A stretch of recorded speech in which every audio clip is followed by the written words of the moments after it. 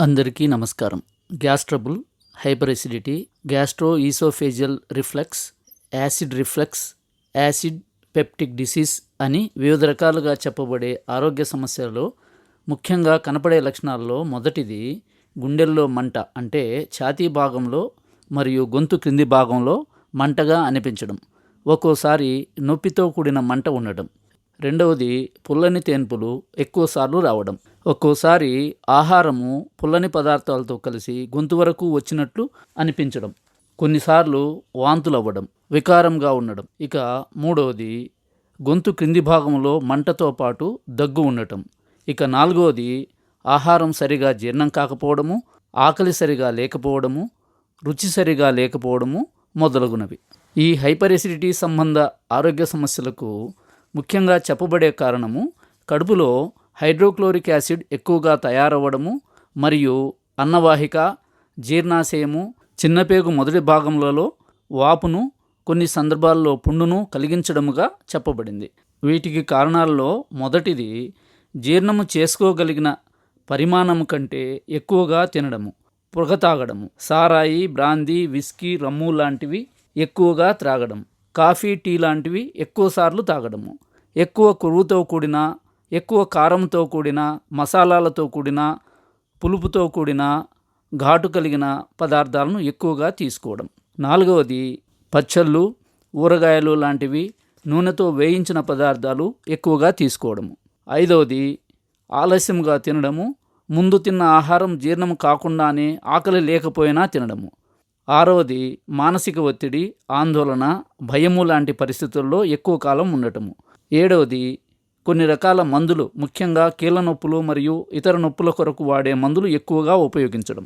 ఈ hyper acidity సమస్యలు రాకుండా ఉండాలంటే ముందు చెప్పిన ఆహారము అలవాట్లను మార్చుకొని మానసికంగా ప్రశాంతంగా ఉండేందుకు కృషి చేస్తూ, దేవుణ్ణి నమ్మేవాళ్ళు దేవునిపైన పూర్తిగా నమ్మకము ఉంచి చేయవలసిన పనులను పద్ధతిగా సకాలంలో చేసుకుంటూ వాటి ఫలితాలపైన ఆందోళన పెట్టుకోకుండా దేవుడు మంచి పనులకు మంచి ఫలితాలు ఇస్తాడు అని పూర్తి నమ్మకంతో ఉంటే మానసిక సమస్యలు తగ్గి ఈ హైపర్ ఎసిడిటీ సమస్యలు మన దగ్గరికి కూడా రావు.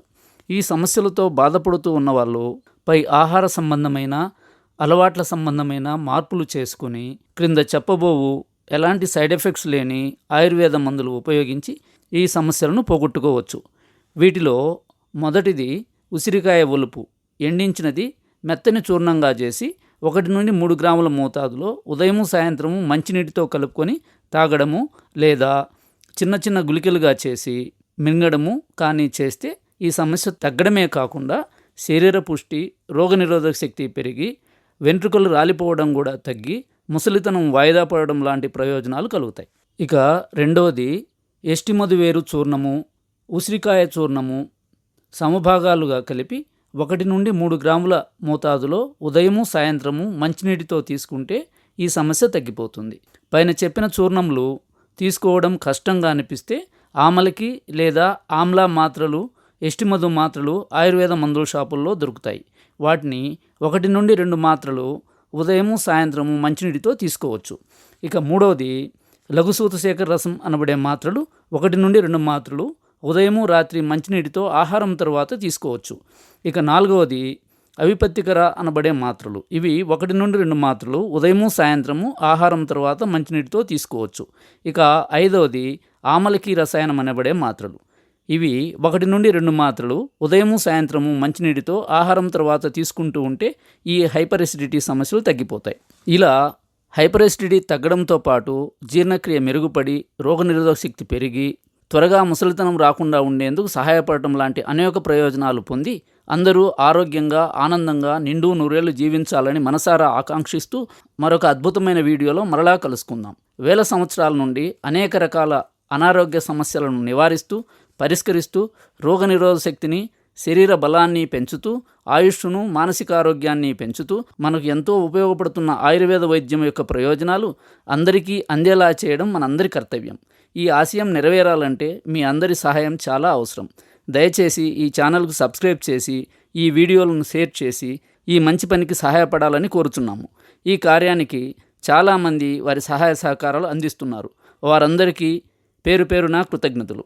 అనారోగ్య సమస్యలు ఉన్నవారు కామెంట్స్ ద్వారా కానీ, వీడియోలో ఇవ్వబడిన నంబరుకు కాల్ చేసి కానీ, ఈమెయిల్ ద్వారా కానీ తెలియచేయండి. వీలైనంత త్వరలో వాటికి పరిష్కార మార్గాలు తెలుపగలము. ఈ వీడియో చూసినందుకు ధన్యవాదములు.